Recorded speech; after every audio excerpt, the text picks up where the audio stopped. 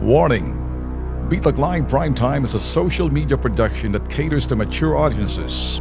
It is a no-holds-barred expression of views and opinion of the investigative journalist and host Ben Tulfo, intended for Filipino viewers worldwide. Discussions may contain language and humor that may be inappropriate for some sensitive viewers.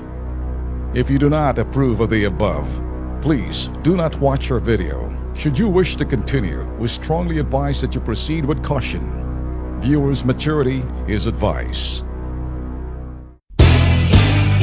Ang gobyerno, sinasabi ho ni President Digong, walang karapatan makialam sa simbahan at ang simbahan alang karapatan makialam sa gawain ng gobyerno.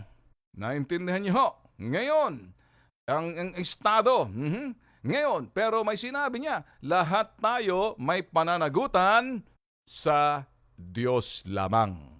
Ang simbahan hindi pwede magsabi kung anong gagawin ng sinasabing Estado at ang Estado hindi pwede makialam sa mga ginagampanan ng simbahan dahil yan ang sinasabing the freedom of expression.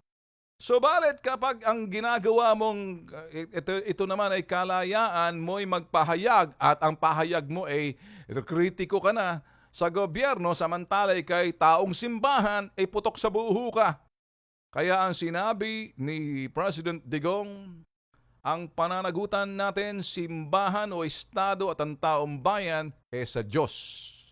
Huwag makialam sa gobyerno. Ganon din sinabi niya sa Kristo, render to Caesar the things that are Caesar and to God for God. Ganon lang ho kasimple.